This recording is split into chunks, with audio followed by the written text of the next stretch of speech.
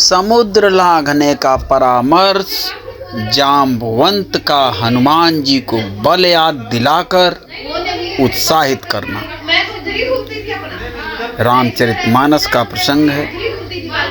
बहुत ही ज्ञानवर्धक जानकारियों के साथ उपस्थित हुए हैं। यदि आप हमारे चैनल पर नए हैं तो सब्सक्राइब कर लें, ताकि ऐसे ही धार्मिक कथाओं का नोटिफिकेशन सबसे पहले आप तक पहुंचे। समुद्र लांघने का परामर्श, जाम्बवंत ने हनुमान जी को बल दिलाकर उत्साहित किया। आइए रामायण के चौपाइयों के साथ। कि जो ना घई सत जो जन सागर, करई सो राम काज मति आगर। मोहि बिलो की धरहु मन धीरा, राम कृपा कस भयउ शरीरा। जो 100 योजन 400 कोस समुद्र लांघ सकेगा और बुद्धि निधान होगा, वही श्री राम जी का कार्य कर सकेगा। निराश होकर घबराओ मत, मुझे देखकर मन में धीरज धरो। युवराज अंगद निराश होकर बोले, सीता जी को खोज पाने में हम लोग सर्वथा निष्फल रहे हैं। अब हम लौटकर राजा सुग्रीव और रामचंद्र की ओर कैसे मुख दिखाएंगे? निष्फल होकर लौटने से तो अच्छा है कि हम यहाँ अपने प्राण त्याग दें। इस पर बुद्धिमान हनुमान जी ने कहा, तारानंदन, तुम युद्ध में अपने पिता के समान ही अत्यंत शक्तिशाली हो। अत्यंत बुद्धिमान होते हुए भी तुम इस तरह निराशा की बातें कर रहे हो, यह तुम्हें शोभा नहीं देता। इस प्रकार से उनका विचार विमर्श चल ही रहा था कि वहां पर गृद्धराज संपाति आ गए। वानरों को देखकर वह बोला, आज दीर्घ काल के पश्चात मुझे मेरे कर्मों के फल के रूप में यह भोजन प्राप्त हुआ है। मैं एक एक करके वानरों का भक्षण करता जाऊंगा। संपाति के वचन सुनकर दुखी हुए अंगद ने हनुमान जी से कहा, यह तो हम लोग जानकी जी को खोज नहीं पाए, उस पर यह दूसरी विपत्ति आ गई। हमसे तो अच्छा गृद्धराज जटायु ही था, जिसने श्री रामचंद्र जी के कार्य को करते हुए अपने प्राण न्यौछावर कर दिया था।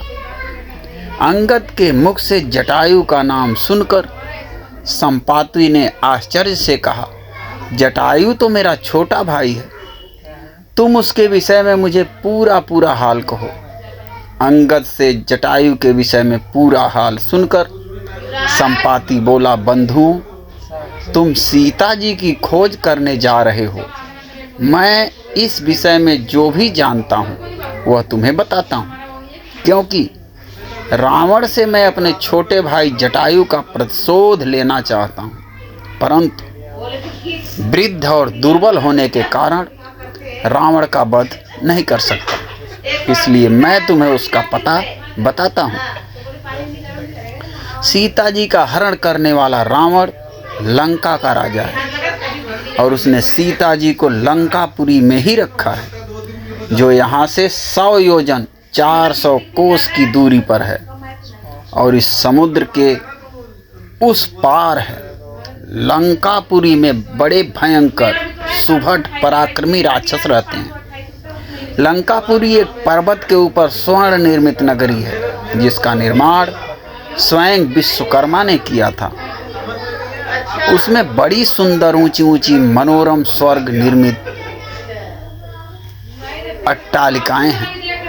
यहाँ पर स्वर्ण कोट से घिरी अशोक वाटिका है, जिसमें रावण ने सीता को राक्षसनियों के पहरे में छिपा कर रखा है। इस समुद्र को पार करने का उपाय करो, तभी तुम सीता तक पहुंच सकोगे। यह कहकर वह गिद्ध मौन हो गया। विशाल सागर की अपार विस्तार देखकर सभी वानर चिंतित होकर एक दूसरे का मुंह ताकने लगे। अंगद, नल, नील आदि किसी भी सेनापति को समुद्र पार करके जाने का साहस नहीं हुआ।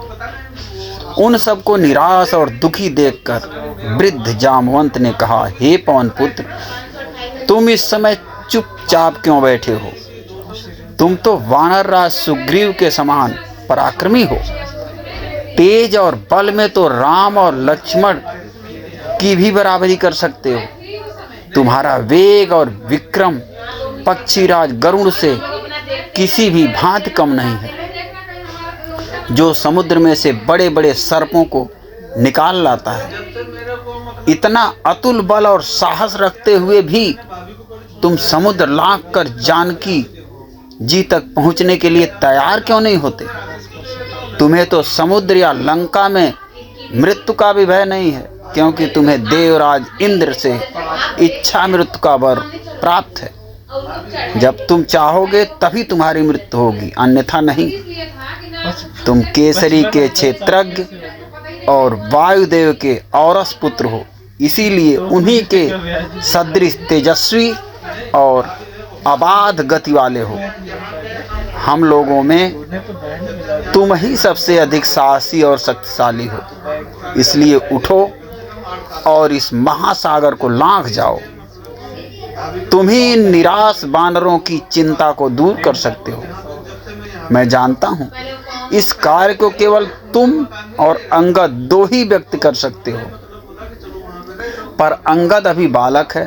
यदि वह चूक गया और उसकी मृत्यु हो गई तो सब लोग सुग्रीव पर कलंक लगाएंगे और कहेंगे कि अपने राज्य को निष्कंटक बनाने के लिए उसने अपने भतीजे को मरवा डाला। यदि मैं वृद्धावस्था के कारण दुर्बल न हो गया होता तो सबसे पहले मैं समुद्र लांघता।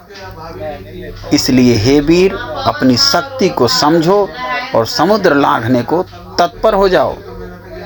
जामवंत के प्रेरक वचनों को सुनकर हनुमान को अपनी क्षमता और बल का पूरा विश्वास हो गया।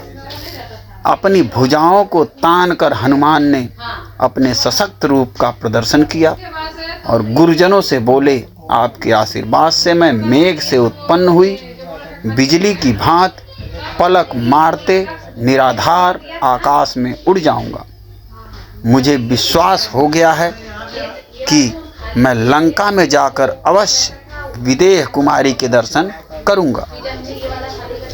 यह कहकर उन्होंने घोर गर्जना की, जिससे समस्त वानरों के हृदय हर्ष से प्रफुल्लित हो गए। सबसे विदा लेकर हनुमान महेंद्र पर्वत पर चढ़ गए और मन ही मन समुद्र की गहराई का अनुमान लगाने लगे। तो मित्रों, आज के लिए बस इतना ही। फिर मिलते हैं ऐसी ही ज्ञानवर्धक जानकारियों के साथ। तब तक के लिए जय सिया राम, हर हर महादेव।